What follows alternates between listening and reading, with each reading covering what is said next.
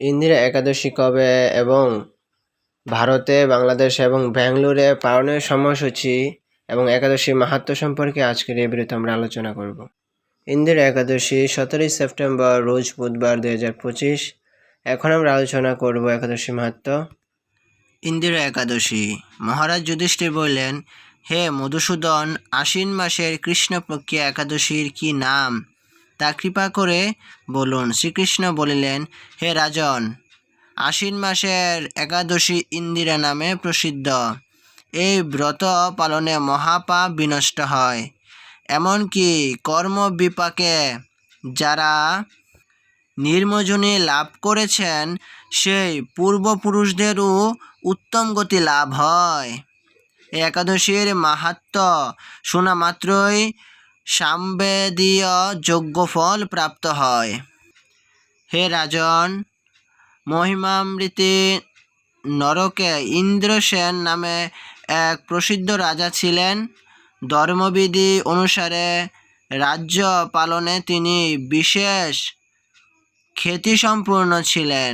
তার বিপুল ধনসম্পদ ছিল। পুত্র পৌত্রাদি সহ তিনি সুখে রাজ্য পরিচালনা করতেন। শ্রীবিষ্ণু ভক্ত পরায়ণ সেই রাজা নিরন্তর শ্রী গোবিন্দ নামগানে মত্ত থাকতেন। একদিন রাজা সুখে রাজসভায় বসে আছেন। এমন সময় দেবর্ষি নারদ স্বর্গ থেকে এখানে এলেন। তাকে দর্শন করে রাজা হাতজোড় করে উঠে দাঁড়ালেন। দণ্ডবত প্রণাম করে মণিকে আসন, পাদ্য, আগ্র আদি ষোড়শ উপচরে পূজা নিবেদন করলেন। তারপর বললেন, হে মণিবর, আপনার দর্শনমাত্র আমার যাবতীয় যজ্ঞফল লাভ হয়েছে। এখন আপনার আগমনের কারণ জানিয়ে আমাকে কৃতার্থ করুন। দেবর্ষি নারদ বলিলেন, হে মহারাজ, অতি বিস্ময়কর এক কথা শ্রবণ করুন।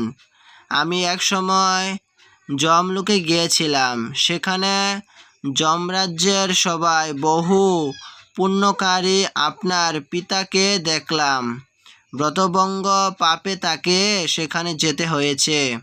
হে রাজন, আপনার পিতা যে সংবাদ প্রেরণ করেছেন আমি এখন তা আপনাকে বলছি। তিনি বলিলেন, হে ঋষিবর, মাহিষ্মতির ইন্দ্রসেন রাজা আমার পুত্র। তাকে বলবেন যে আমি বহু পুণ্য অনুষ্ঠান করলেও কোনো কারণবশত যমালয়ে আসতে বাধ্য হয়েছি। আপনি কৃপা করে তাকে সর্বপাপ নাশক ইন্দিরা একাদশী ব্রত পালন করতে বলবেন। সেই ব্রত প্রভাবে আমি নিষ্পাপ হয়ে স্বর্গলোকে যেতে সামর্থ্য হব। এই কথা জানাবার জন্যই আমার আগমন।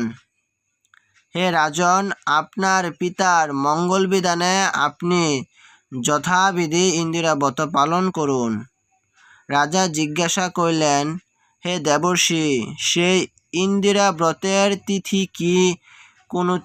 কোন তিথি বা কোন পক্ষ এই একাদশী ব্রত পালন তা কৃপা করে আমাকে বলুন।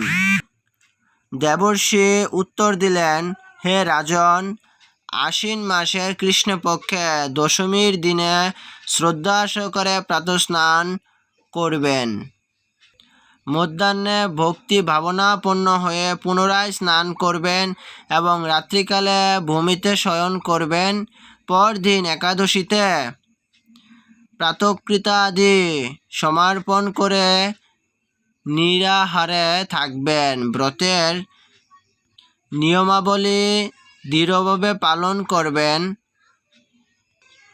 হে পুনরিকাঞ্চ, হে অচ্যুত, এ শরণাগতের প্রতি কৃপা করুন। এভাবে শ্রদ্ধা সহকারে শালগ্রাম পূজা করে পিতার উদ্দেশ্যে ব্রতের ফল অর্পণ করবেন। দ্বাদশীর দিন সকালে ভক্তিভরে শ্রী গোবিন্দের পূজা করে ব্রাহ্মণ ভোজন করিয়ে অবশেষে নিজ মহাপ্রসাদ গ্রহণ করবেন। হে রাজন, বিধি অনুসারে শ্রীহরি এবং ভক্তদের অর্চন করলে আপনার পিতৃবর্গ মুক্তি লাভ করে শীঘ্রই বৈকুণ্ঠ গমন করবেন। রাজাকে উপদেশ দিয়ে দেবর্ষি নারদ প্রস্থান করলেন। রাজা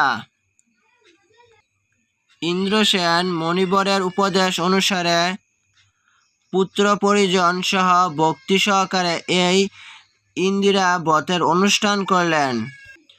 তখন দেবলোক থেকে পুষ্পবৃষ্টি হতে লাগলো এবং তার পিতাও বিষ্ণুলোকে গমন করলেন। তারপর রাজা ইন্দ্রসেন নিজ পুত্রকে রাজ্যভার অর্পণ করে নিজেও বিষ্ণুলোকে ফিরে গেলেন।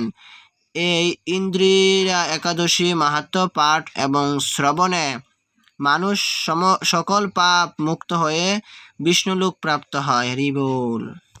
একাদশী পালনের সময়সূচি ব্যাঙ্গালোরে 6:09 থেকে 10:12 মধ্যে, বাংলাদেশে 6:06 থেকে 9:44 মধ্যে এবং পশ্চিমবঙ্গ বা ভারতে 5:37 থেকে 9:28 মধ্যে। জয় জগদ্গুরু শিলা প্রভুপাদ কি জয়। গৌর প্রেমানন্দে।